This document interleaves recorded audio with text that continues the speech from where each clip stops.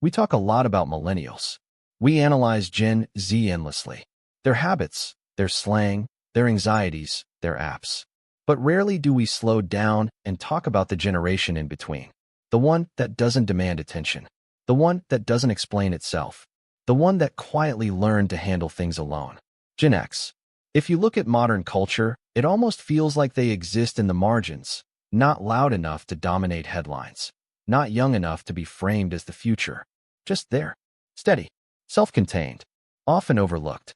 And yet, if you pay attention, you start to notice something distinct about them. A certain emotional economy, a dry, skeptical humor, an instinct to trust themselves more than systems, a comfort with solitude that doesn't look lonely, just practiced. It raises a quiet question. How did they become this way? Because generations don't develop personalities by accident. They're shaped slowly, like stone in moving water, by the world they grew up inside. So imagine this. A slow camera drift through a quiet suburban street at dusk. Streetlights humming on. Garage doors half open. No smartphones glowing in anyone's hands. No group chats. No GPS.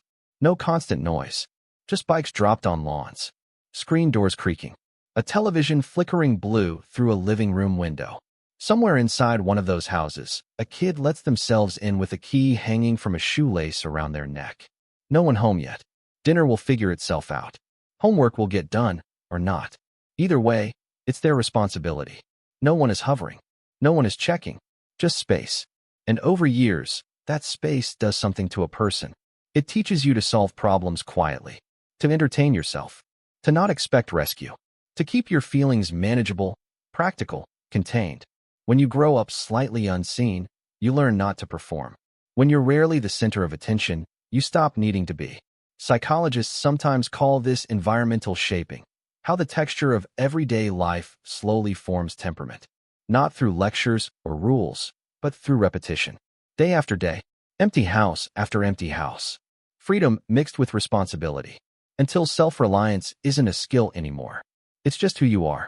Maybe you recognize this in yourself. Or maybe you recognize it in someone you know. The friend who never complains. The coworker who quietly fixes everything. The parent who shrugs and says, "I'll handle it." There's a certain stillness to them. A sense that they've already adapted. So before we talk about trends or statistics or history, there's a more human mystery to sit with. What happens to a generation that grew up mostly on its own? What kind of psychology forms in the quiet? And why does Gen X often feel like the most independent and the most invisible adults in the room? Gen X usually gets defined in the simplest possible way, a date range tucked between two louder headlines. Born roughly between the mid-1960s and the early 1980s. After the baby boomers. Before millennials. On paper, it sounds like a footnote. A small gap between two larger stories. But generations aren't just math. They're atmosphere. And Gen X grew up in a very specific atmosphere. Old enough to remember rotary phones and handwritten directions. Young enough to send their first emails in college dorm rooms. Old enough to rewind cassette tapes with a pencil. Young enough to build the early internet at work. They weren't fully analog. They weren't fully digital. They became something else entirely. Translators. If boomers built the institutions and millennials inherited the platforms, Gen X quietly learned how to move between both worlds, understanding each language without fully belonging to either. You can almost picture it like a bridge suspended between two shores. Behind them, the solid, structured world of the 20th century, stable careers, nightly news anchors, landlines, fixed routines. Ahead of them, the fast, glowing uncertainty of the 21st, constant updates, endless feeds, identities performed online. Gen X had one foot on each side, which meant they didn't grow up with permanence, but they didn't grow up with chaos either. They experienced the transition itself. And psychologically, transitions shape people differently than stability does. When you're born into a finished system, you tend to trust it. When you're born into constant disruption, you adapt quickly. But when you grow up watching the world change in real time, when the rules keep shifting while you're learning them, you develop something quieter. You become observant, flexible, a little skeptical, not because you're cynical by nature, but because you've seen too many permanent things disappear. Careers, companies, technologies, certainties. So instead of anchoring identity to trends or institutions, many Gen Xers anchored it to themselves.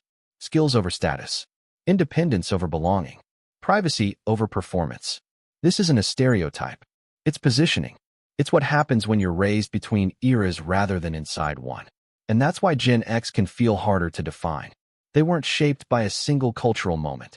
They were shaped by the space between moments. Not the loud headline, but the turning of the page. Understanding that placement, that in-between quality, is the key to understanding everything that follows.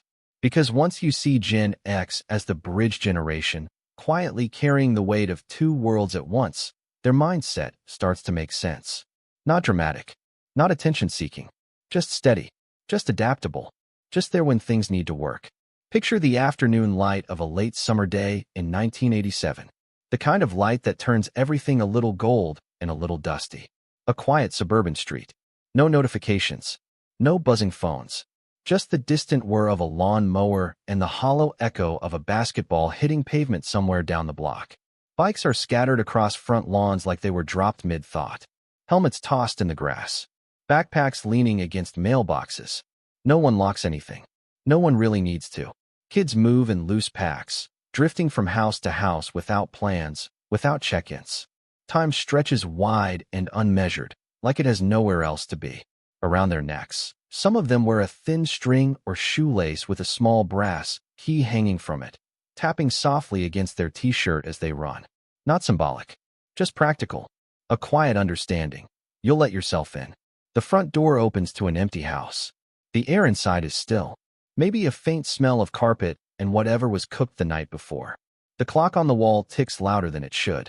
Sunlight falls in square shapes across the floor. No one asks how your day was. No one reminds you what to do next.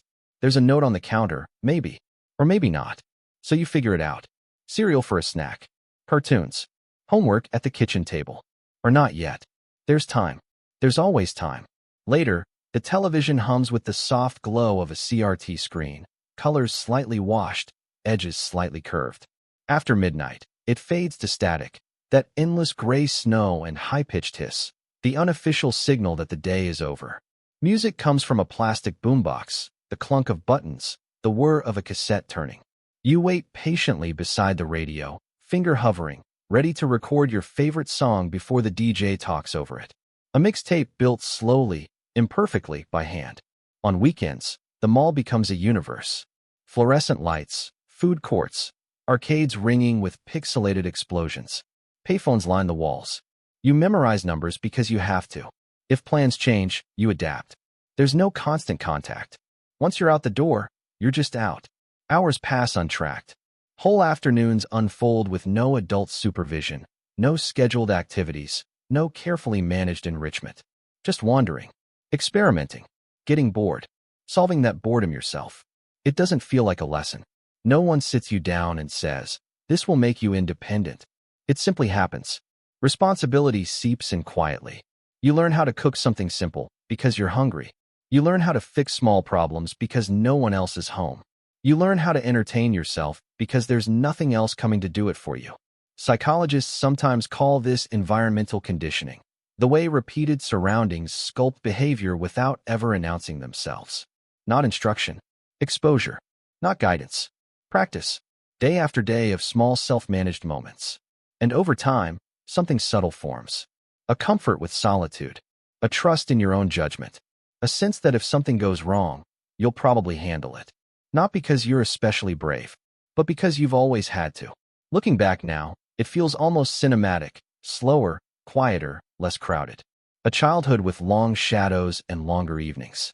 Warm. A little wistful. And without realizing it, an entire generation was being shaped by that empty space. Learning independence not as an idea, but as the background noise of everyday life. If you zoom out from those quiet afternoons and look at the numbers, a larger pattern starts to come into focus. Not dramatic, not headline-grabbing, just steady, structural shifts happening in the background of everyday life. By the 1970s and 80s, the shape of the American household, and much of the Western world with it, was changing quickly.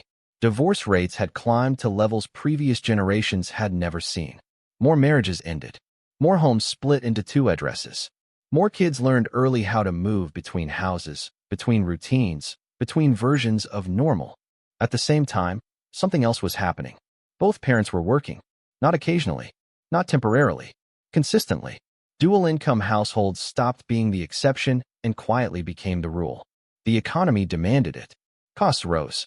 Stability required 2 paychecks, which meant that, every weekday afternoon, millions of homes sat empty for a few hours. Census reports from the time don't read like emotional documents, just rows of figures, percentages, employment charts. But if you translate those numbers into real life, they tell a very human story. Less adult supervision, more time alone, more responsibility landing earlier. By the early 80s, sociologists had a new phrase for it: the latchkey kid. Children coming home to an empty house, letting themselves in with a key, waiting until dinner for the world to feel populated again. It sounds clinical when you say it like that. But in practice, it was simple. Microwaving something frozen. Calling a parent at work from a landline to say you got home safe. Doing homework at the kitchen table with the TV murmuring in the background. Learning which neighbors you could knock on if something went wrong. Small acts of self-management, repeated thousands of times. What's striking is how normal it all felt. No one thought of it as an experiment in independence. It was just Tuesday. But psychology doesn't really care whether something feels normal. It cares about repetition. And repetition is what shapes us. When millions of children share the same daily structure, empty houses, working parents, shifting family dynamics, you don't just get individual habits. You get a generational temperament, a quiet competence, a tendency to handle problems without announcing them, a reflex to not bother adults unless it's serious. Because, subconsciously, you already knew they were busy. So instead of asking for help first, you tried figuring it out first. The statistics explain the scale, but the feeling is easier to picture. A neighborhood at 3:30 p.m. school buses gone. Front doors opening one by one. Lights still off inside. An entire generation stepping into quiet homes at the same time, learning, without anyone explicitly teaching them, how to take care of themselves. Over time, those small, ordinary moments begin to stack on top of each other. Not as lessons, as atmosphere. No one sits a child down and says, "This is where you learn independence." It just becomes the background of the day. You walk home from school as the sun starts to dip lower, backpack slung over one shoulder, cutting through the same shortcut between houses. The air smells like cut grass and warm pavement. You let yourself in, the door clicking shut behind you, the house quiet in that particular late afternoon way. There's no one to report to, no one asking what happened today, just space. So you start making decisions. Maybe you heat up leftovers. Maybe you burn the first attempt and try again. Maybe you spread your homework across the table and work through the questions slowly, teaching yourself what the teacher didn't fully explain. You don't think of it as responsibility. It's just what needs to be done. And tomorrow, you'll do it again. This is how conditioning really works. Not through big speeches or strict rules, but through repetition so subtle you barely notice it happening. When supervision is light, you learn to supervise yourself. When help isn't instantly available, you experiment. When adults are busy or tired or stretched thin, you hesitate before adding to their load. So you handle things quietly. You solve what you can. You keep small problems small. Over years, that quiet problem-solving becomes instinct. Psychologists sometimes describe this as environmental shaping, the idea that behavior forms naturally in response to what a setting consistently demands. But you don't need the terminology to see it. You can feel it in the scenes. A 10-year-old standing on a chair to reach the stove. A middle schooler filling out permission slips alone. A teenager figuring out bus routes without GPS or texting for updates. Tiny negotiations with the world, handled solo. There's a certain emotional tone that grows out of that, too. Not coldness, not detachment, just restraint. If you're used to being by yourself, you don't dramatize every feeling. You learn to sit with discomfort a little longer. You learn that boredom passes, that frustration passes, that most things are survivable if you just keep going. So instead of reacting loudly, you adapt quietly. Instead of calling for help first, you try first. It isn't toughness in the cinematic sense. It's softer than that, more practical, more matter of fact, like tying your own shoes or making your own lunch. Not impressive, just normal. And there's something compassionate about recognizing this. Because it wasn't that Gen X kids didn't need support. It's that the world around them subtly said, every day, you've got this.